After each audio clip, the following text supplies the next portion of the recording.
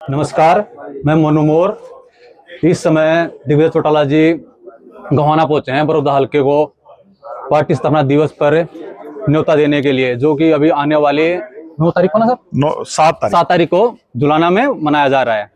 तो इसके रिगार्डिंग आप क्या कहना चाहोगे सबसे पहले हल्का वासियों को?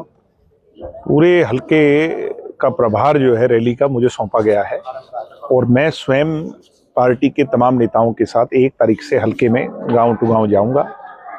जो लोग हैं चौपालों में जाकर के उन्हें रैली का इनविटेशन देंगे।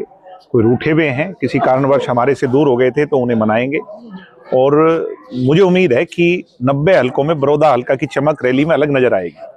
हमने टारगेट आज सेट किया है सभी कार्यकर्ताओं ने कि 5000 से ज़्यादा जो है वो स्ट्रेंथ हमने हल्के से निकालनी है, मगर उसके लिए जी तोड़ मेहनत करनी पड़ेगी। वो 1 तारीख से हम बिल्कुल सर, जैसा कि मैं आपका सुन रहा था अभी कि आपने बहुत सारे काम गिनवाए आपकी जब सरकार थी, जैसे कि बुढ़ापा पेंशन को बढ़ाना या फिर युवाओं को पिछड़े पर आरक्षण दिलाना।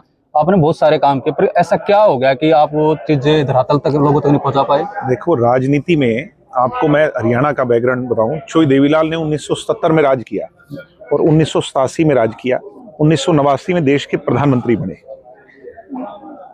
इन 3 समय पे भी अगर हम आकलन कर लें, उन्होंने ऐसे काम किए जो उस समय कभी याद नहीं आए लोगों के, और उन्हें पूरा टेन्योर भी लोगों ने पूरा नहीं करना दिया, बल्कि सरकार को छिटक के गिराया और चौधरी देवीलाल को हराया भी।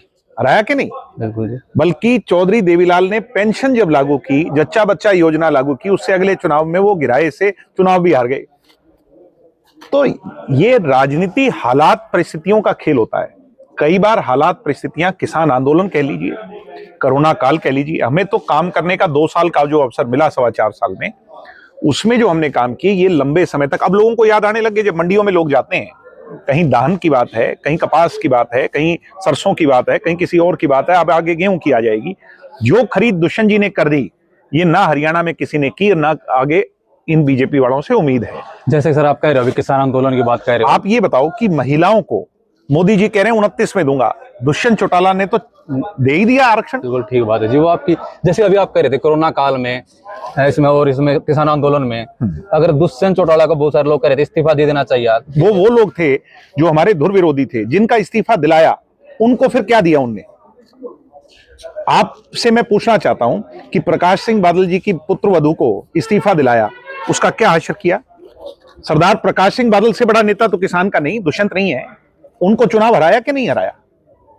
आज वो लोग जो कहते थे वो कहां है? बीजेपी की थाली में जाकर के बीजेपी की वाहवाही कर रहे हैं।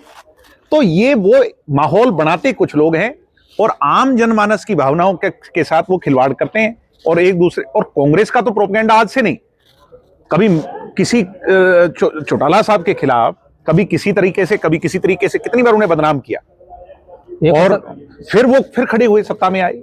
तो इसलिए आप चिंता मत करो, आने वाले 4.25 साल की जो हमारे कार्यकर्ताओं की, हम सब लोगों की जो मेहनत है, वो दुष्यंत चौटाला को चंडीगढ़ तक पहुंचाने में कामयाब रहेगी। एक लास्ट क्वेश्चन है सर, आपकी पार्टी युवाओं की पार्टी है और युवाओं ने आपको 2019 में भारी मत भी दिए थे, 13% वोट तक आपको पहुंचा दिया था और डिप्टी 13 नहीं 16-17% 16.5% तक आपको पहुंचा दिया था और डिप्टी सीएम तक।